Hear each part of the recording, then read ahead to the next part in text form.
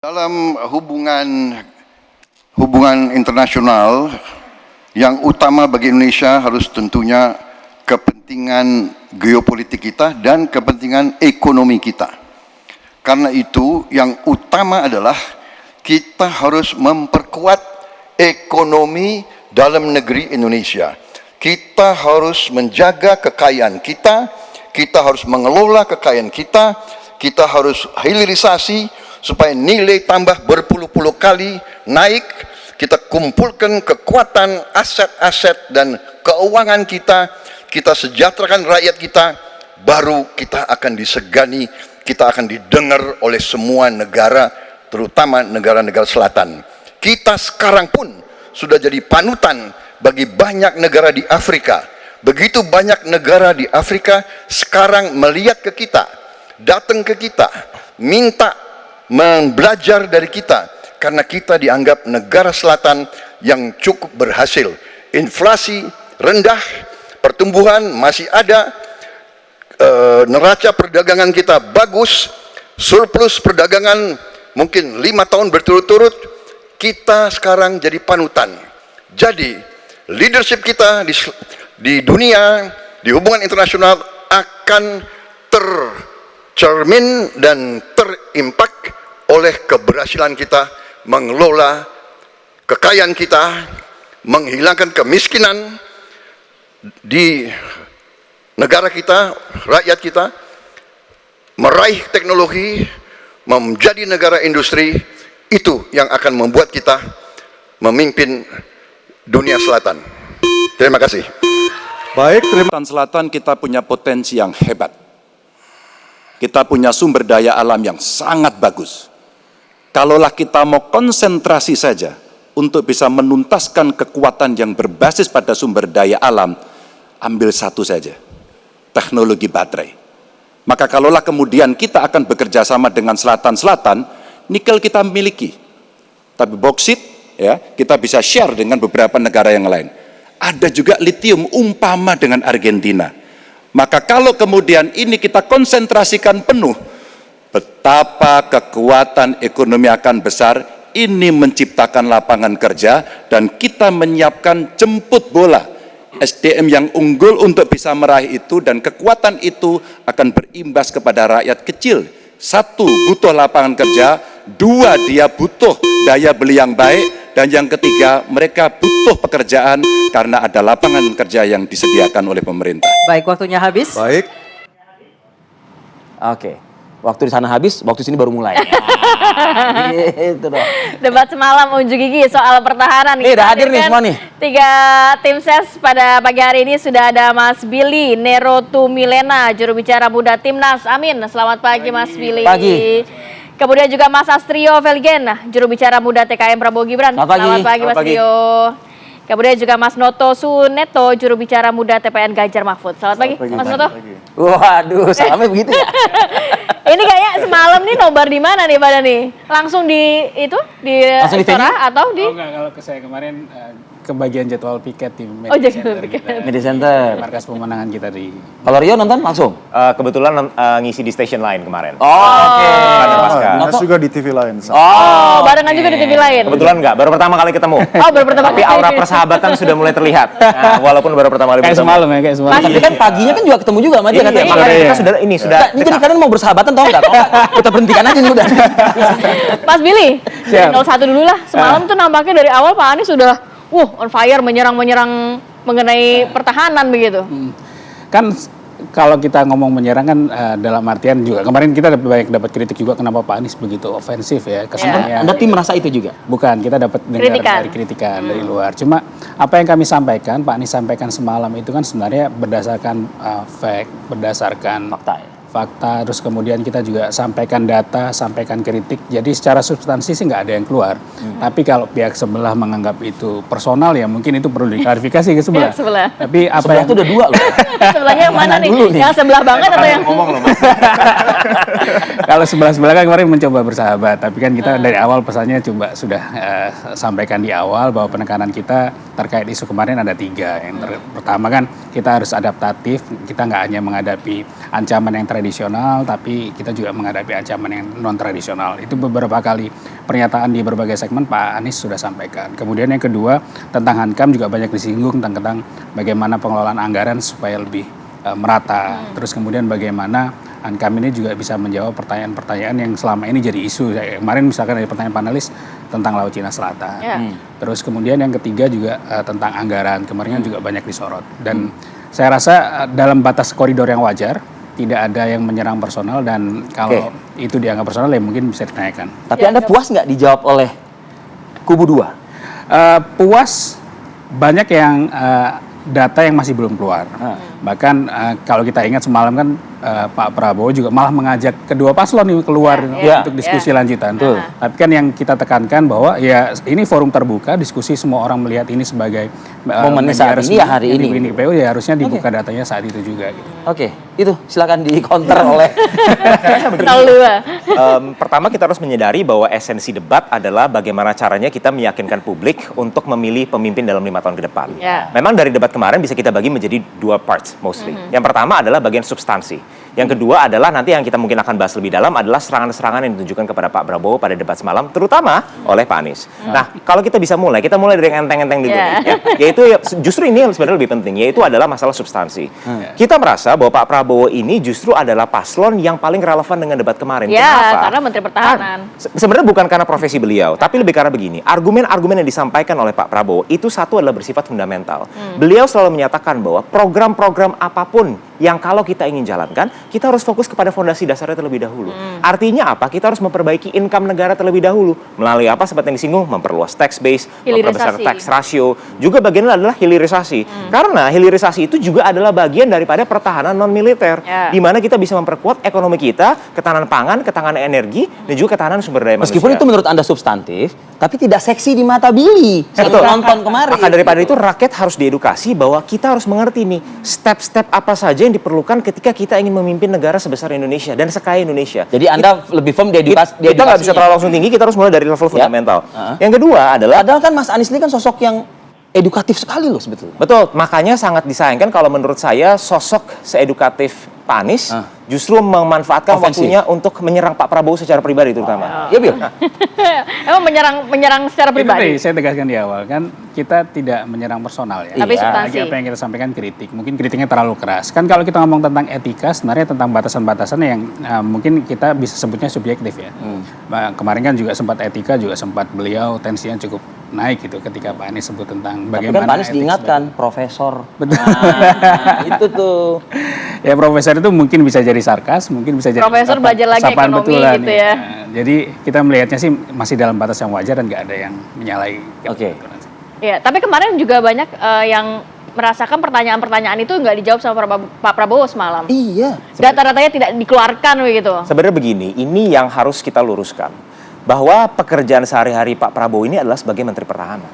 Morning briefing Pak Prabowo pun, itu makanan sehari-harinya adalah data.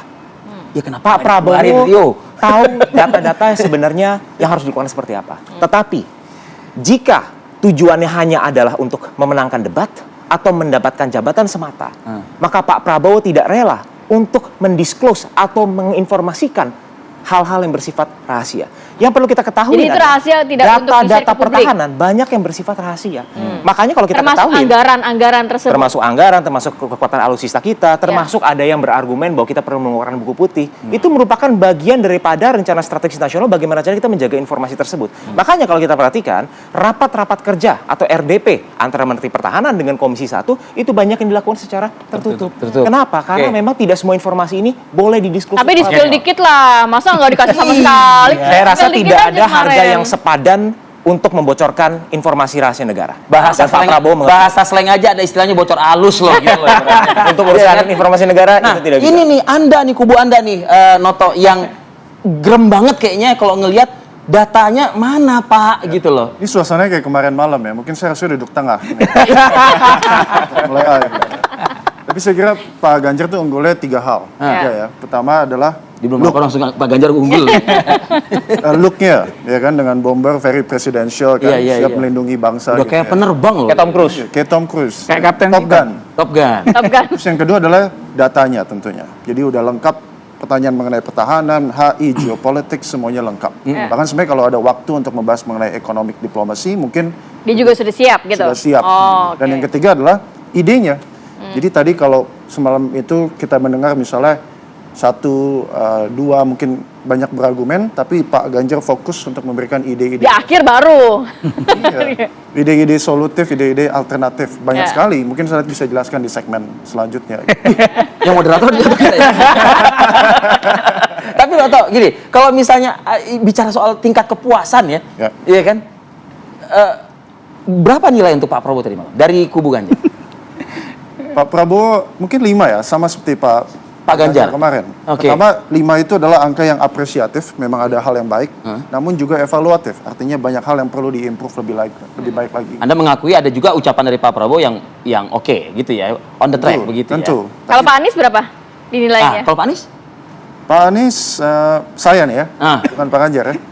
Pak Anies sayangnya begini kemarin. Nah, apa tuh saya? Konsepnya bagus, gagasannya bagus, Tapi? pertanyaannya adalah how. How to execute, how to implement, itu nggak keluar. Memang Enggak, beliau hanya bilang kita harus panglima diplomasi. Tapi bagaimana caranya? Oh. Beliau bilang kita harus unggul secara budaya. Oke, bangun restoran, oke, that's it. Tapi konsep-konsep yang lain Pak Ganjar yang tawarkan kemarin. How-nya dijawab oleh Pak Prabowo sebenarnya. Oh, dari mana jawaban Oleh Howie itu? hal-hal yang fundamental. Ya. Kita berbicara bagaimana caranya kita menaikkan income negara terlebih dahulu nih. Lalu hal kedua yang kita perhatikan, yang Pak Prabowo sampaikan loh, kita harus sadari, Pak Prabowo menunjukkan dirinya adalah seorang team player.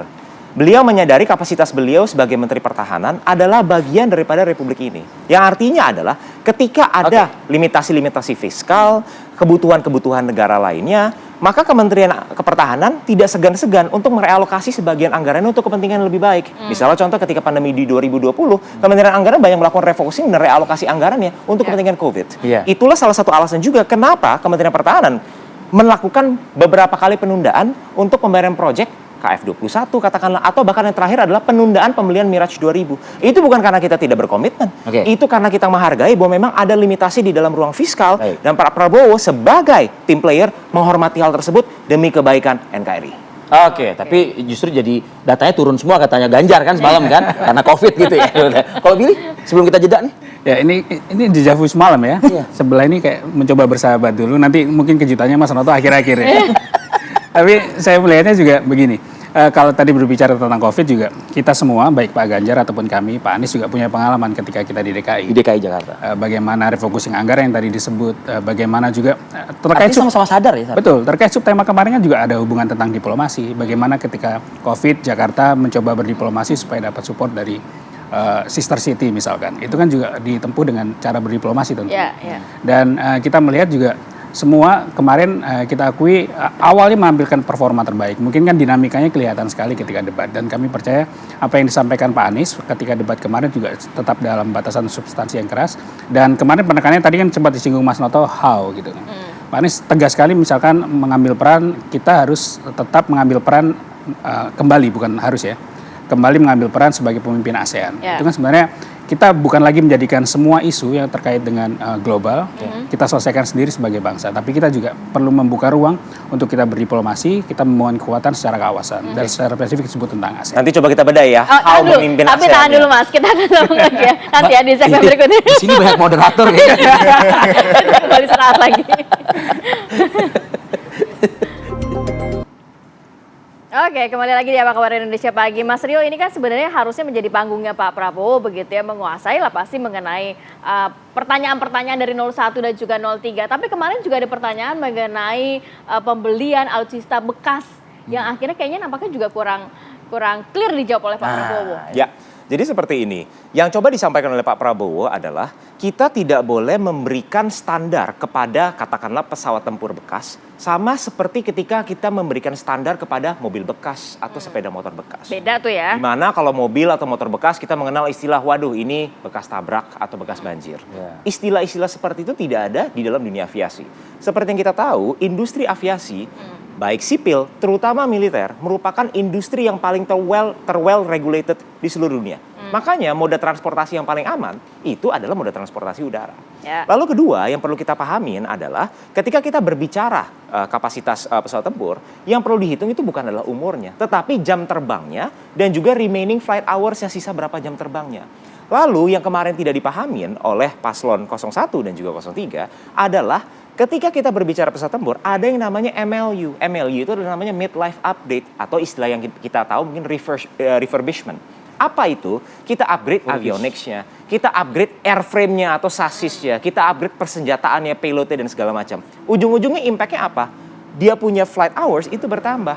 Itu yang terjadi dengan F-16 kita yang kita refurbish. Makanya jam terbangnya bisa bertambah 5 sampai 10.000 jam terbang. Nah, konsep ini yang tidak dimengerti oleh paslon 01 dan 03, seakan-akan membeli pesawat bekas adalah membeli pesawat rongsokan Anda ingin yang akan menyampaikan jatuh. pesan mereka ini tidak cukup data ternyata ya. Pemahamannya mungkin karena tidak memiliki pengetahuan teknis jadinya memberikan tuduhan-tuduhan yang salah. Sayangnya persis kayak Pak Prabowo semalam, Iya. seolah-olah yang paham militer pertahanan tuh Cuma hanya dia. 02, cuma dia gitu. Padahal 01, 03 timnya tuh ada purnawirawan ya kan, ahli-ahli militer pertahanan. Lah ketua timnasnya dia aja udah. Penerbang. Exactly, makanya jadi seolah-olah tuh hanya dia yang tahu kan. Beliau Anda ada bilang- Panglima TNI loh di situ. Makanya. Dan- Permasalahan mengenai alutsista ini adalah Pak Ganjar kemarin mencoba menawarkan bahwa pertahanan tuh lebih luas daripada alutsista. Militer itu lebih luas dari seolah-olah tentang anggaran. Karena Ya. banyak opsi-opsi lain sebenarnya. Dan bahkan berbicara mengenai alutsista bekas, itu sebenarnya banyak opsi-opsi alutsista lainnya juga yang lebih advance dan baru gitu ya. Dan sayangnya juga adalah Indonesia kuat yang didefinisikan oleh Pak Prabowo itu hanya fokus kepada kekuatan militer. Ya. Padahal Pak Ganjar bilang kemarin kekuatan diplomasi kita harus diperkuat, budaya kita diperkuat dan lain-lain, ekonomi kita juga diperkuat. Itulah definisi yang lebih luas. Jadi ini menurut saya adalah miskonsepsi Pilih terbesar. dulu lah. Ya, oke, silakan.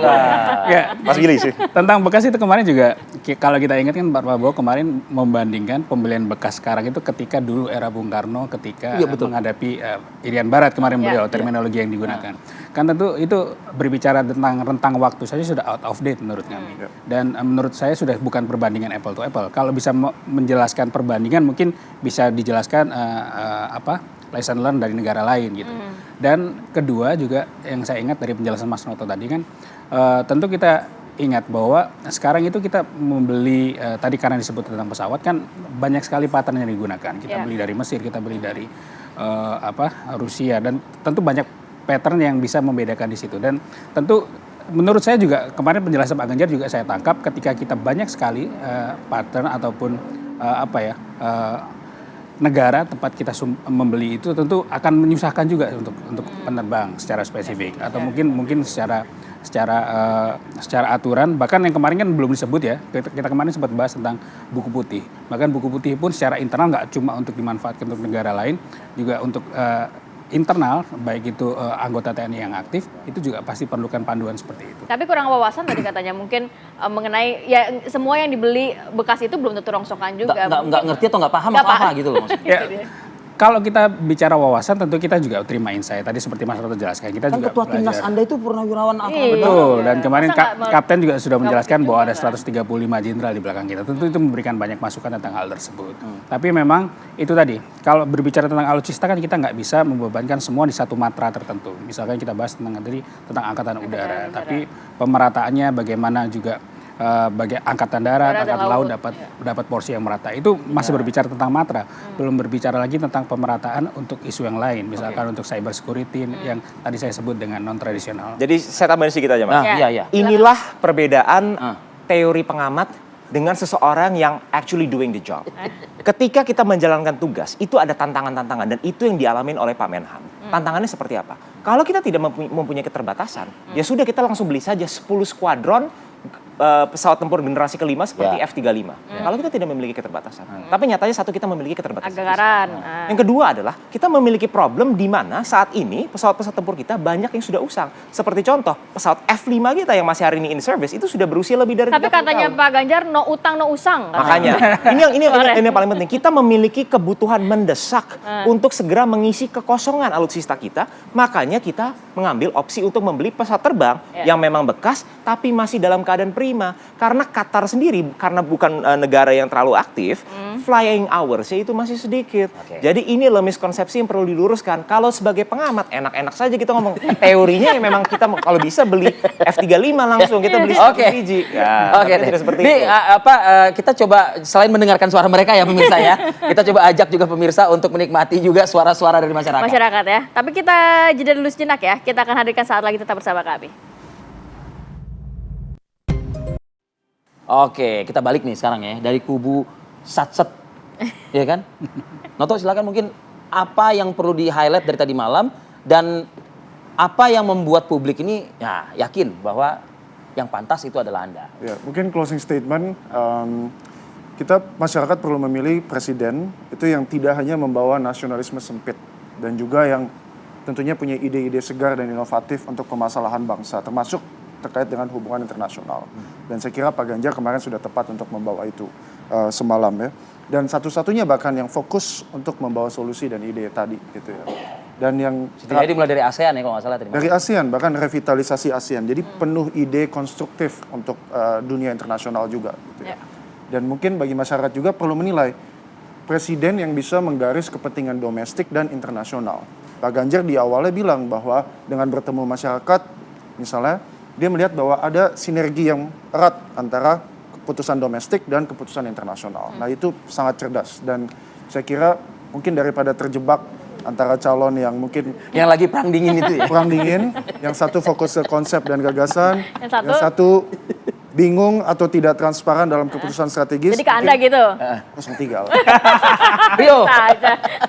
Saya rasa ada dua hal yang perlu saya sampaikan. Yang pertama adalah Pak Prabowo berhasil mengestablish sebuah pengertian urgensi industri pertahanan itu apa, sektor pertahanan itu apa saja. Pertama yang harus kita ketahuin, situasi dunia hari ini sedang tidak baik-baik saja. Sudah ada dua konflik besar yang meletus, satu di Eropa Timur, satu di Timur Tengah. Dan satu lagi yang mungkin boleh dikatakan tinggal menunggu waktu, karena Presiden Xi sudah mengatakan di New Year Address-nya bahwa the unification of China itu adalah sesuatu kepastian. Adalah konflik yang mungkin akan terjadi di Indo-Pasifik. Jadi hal tersebut akan terjadi sangat dekat dengan lokasi Indonesia. Dan berkaitan dengan kondisi tersebut, kita memiliki negara-negara yang sudah jelas memiliki blok-blok tertentu. Misalnya Australia memiliki Pakta Pertahanan AUKUS dengan UK dan juga Amerika Serikat. Filipina yang katakanlah juga memang mengizinkan pangkalan militer di Filipina. Ini akan menjadi tantangan-tantangan untuk kita. Lalu yang kedua, masih dalam pengertian konvensional konflik militer, kita tidak boleh hanya berfokus pada konsep di mana kita di-invade oleh negara lain. Tapi kita harus juga berbicara konsep apa, contoh misalnya, terjadi proxy war di mana-mana. Kita berbicara di Yemen terjadi proxy war antara Saudi Arabia dengan Iran. Di Syria terjadi proxy war antara Amerika Serikat dengan Rusia.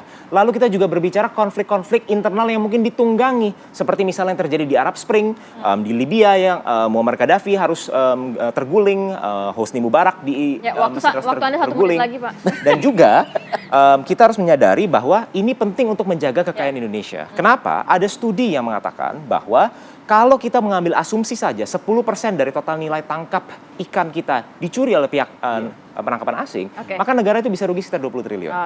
Yang terakhir, yang paling penting adalah negara ini harus menjawab tren yang sedang terjadi, yaitu adalah tren deglobalisasi. Hari ini Amerika memperkenalkan yang namanya Inflation Reduction Act, yang namanya Chips and Science Act. Intinya adalah membawa kembali produksi itu ke Amerika. Tadinya negara maju ini mau outsource ke negara berkembang, mau offshore ke negara berkembang. Hari ini tidak terjadi. Maka daripada itu, Indonesia ini berkewajiban untuk memperkuat pertahanan bukan hanya dari pertahanan militer, tapi juga pertahanan non-militer dalam bentuk hilirisasi. Bukan hanya minerba, tapi juga kelautan, perikanan, dan juga hilirisasi. Terima kasih, digital. Mas Rio. Terima kasih. Banyak nggak disebut Pak Prabowo kemarin ini. Iya. Pakai perlu. Mas Billy, silakan. Baik. Yang pertama tentu kita melihat bagaimana di antara tiga ini yang memiliki gagasan, narasi yang tepat, serta karya yang sudah teruji. Dan itu kita lihat ada di paslon nomor 1, di Pak Anies dan Gus Imin. Bagaimana gagasan ketika subtema kemarin dibahas. Dan kita tentu nggak adil melihat hanya dari subtema yang kemarin dibahas untuk menentukan. Tentu tadi seperti pendapat masyarakat kan kita masih perlu berbagai macam perspektif lain ya, misalkan ngikutin debat selanjutnya. Tapi ketika kita sudah mengedepan gagasan, kita punya ide, kita punya visi misi yang jelas, kemudian kita punya narasi, bagaimana Pak Anies bisa menyampaikan, bisa meyakinkan, dan bahkan di beberapa debat juga performanya cukup mumpuni untuk menyampaikan itu. Yang ketiga, karyanya sudah cukup teruji. Apa yang dikerjakan beliau di DKI, beliau selama menjadi menteri, dan apapun yang beliau kerjakan selama rekam jejak karir profesional beliau sudah menunjukkan hal itu. Dan yang kedua, dari performa debat kemarin kita melihat bagaimana pemimpin itu juga harus berani. Dan berani mengkritik, berani menyampaikan gagasannya meskipun itu berseberangan, berani menyuarakan apa yang jadi kegelisahan publik, jadi masyarakat. Dan ketika sudah menunjukkan komitmen dan juga keberanian, tentu kita bisa menilai siapa yang berani dan care terhadap peduli yang terhadap semua isu yang ada di sekitar kita. Dan yang ketiga, yang terakhir, kita punya banyak forum. Desakanis contohnya. Jadi misalkan Anda nggak puas dengan performa kemarin, ada pertanyaan yang tertunda, silakan aja ke Desakanis. Siapapun boleh datang, siapapun boleh bertanya tentang apapun. Oke, baik, terima kasih banyak Mas Billy, Mas Rio, Mas Noto. Terima kasih sudah banyak. hadir pagi hari ini. Kalau tadi malam mungkin ada yang melewatkan momen salaman, ya silakan lah sekarang. Kemarin masalah teknis Buat aja. kan saja. Masalah teknis. Gitu. Nggak juga mau salaman ya udah. Terima kasih banyak Mas. Mas, terima kasih banyak. Biar lebih santai lah ya, tensinya nggak tinggi. Oke. Oke, dan kita juga menjadi akhir kebersamaan pagi ini di Apa Kabar Indonesia Pagi. Jangan beranjak dulu di tempat Anda. Program Kabar Utama Pagi akan hadir sesaat lagi usai kami menutup kebersamaan pagi ini di Apa Kabar Indonesia Pagi. Saya Arya Fadi. Saya Kamarati Kusuma pamit undur diri. Terima kasih dan sampai jumpa.